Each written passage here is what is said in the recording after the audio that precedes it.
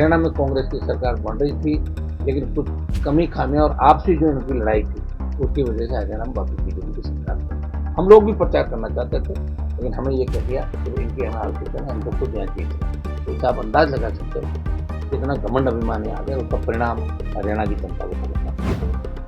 कांग्रेस राजस्थान में 30 नंबर पर जाएगी। 28 जो चुनाव होगा तो कांग्रेस 3rd नंबर पर चली जाएगी इस बार।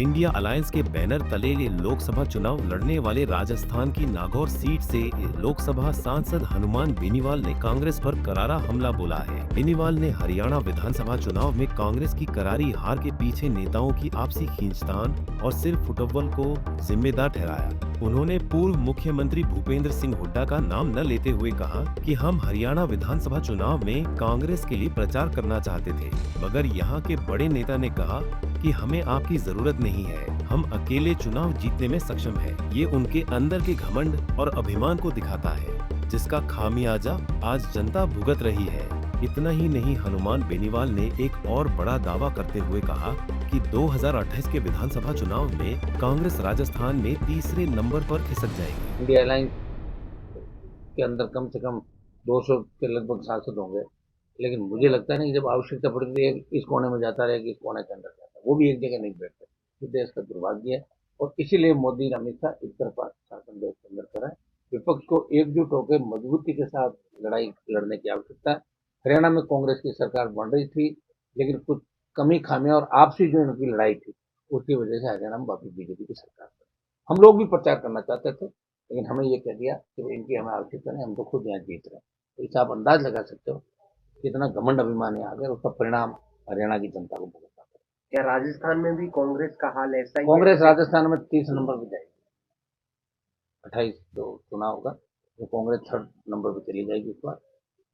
पंचायत चुनाव के अंदर आप देखना, अब राजस्थान में 4 महीने बाद पंचायत चुनाव है, उसमें राष्ट्रीय लोकतांत्रिक पार्टी और संबंधित कांग्रेस बीजेपी के खिलाफ जो क्षेत्रीय पार्टियां हम एकजुट होकर लड़ेंगे और दोनों पार्टियों के खिलाफ मजबूती के साथ राजस्थान का जवान हमारे साथ खड़ा होगा और निश्चित रूप से 28 के अंदर एक पार्टी 3rd जाएगी। और मुझे कांग्रेस जिस हिसाब से राजस्थान में काम कर रही है, जिस तरह उनकी कांग्रेस के अलावा एक व्यक्ति विशेष में आज तक कोई अशोक गहलोत का आदमी बना, तो कोई सचिन का, कोई 3rd, कोई 4th, वो कांग्रेस से कोई मतलब नहीं, उसके एक व्यक्ति से मतलब है।